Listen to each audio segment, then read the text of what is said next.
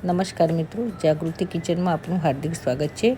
આજે 11 છે તો વઘારેલો મોરૈયો અને રાજગરાનો શીરાની રેસીપી જોઈશું આપણે। તેના માટે મેં 1 વાટકી મોરૈયો લીધેલો છે। તેને હું 2-3 પાણીથી ધોઈ નાખીશ કે સરસ સાફ થઈ જાય આપણે।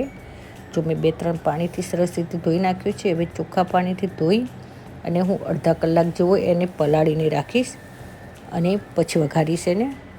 હવે વઘારવા માટે મેં 2 બટાકા લીધેલા છે, તેને છાલ ઉતારી અને હું ઝીણા ઝીણા સમારી નાખીશ।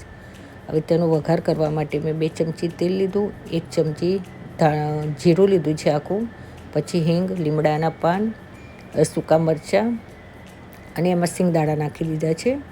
સિંગદાણા થોડા સાંતળી જાય પછી તેમાં આપણે નાખીશું બટાકા, કે જે બટાકા પણ આપણે ધીમા ગેસે થવા દેવાના છે।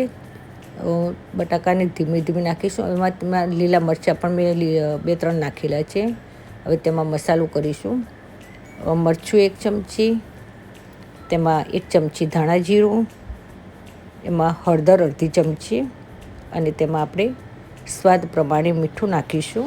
હવે તે બધાને આપણે સરસ રીતે મિક્સ કરી નાખીશું। તેમાં પાણી નાખીને થોડુંક ચડવા દીધા। મોરૈયો ચડવા માટે મેં 5 વાટકી છાશ લીધેલી છે। છાશમાં આપણે મોરૈયો બનાવવાનું છે અને માપ જ છે એનું। 1 વાટકી તમે મોરૈયો લીધો તો 5 વાટકી છાશ લો તો આ રીતે ઢીલો મોરૈયો સરસ રીતે બને છે।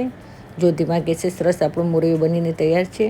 એમાં લીલા ધાણા નાખી અને આપણે એને સર્વ કરેલો છે। મસાલાવાળો મોરૈયો આપણો બનીને તૈયાર છે। હવે આપણે બનાવીશું રાજગરાનો શીરો। તેનું માપ છે 1 વાટકી મેં રાજગરાનો લોટ લીધેલો છે, અડધી વાટકી એમાં મેં ઘી લીધેલું છે। આ માપ છે કે એનાથી તમારે સરસ રીતે તમારો રાજગરાનો શીરો બનીને તૈયાર છે। તેમાં માપ છે કે 2 વાટકી તમારે પાણી લેવાનું અને પોણો વાટકી ગોળ લેવાનું। તમારા ઘરમાં ગળપણ વધારે ખાતા હોય તો તમે થોડું વધારે લઈ શકો છો।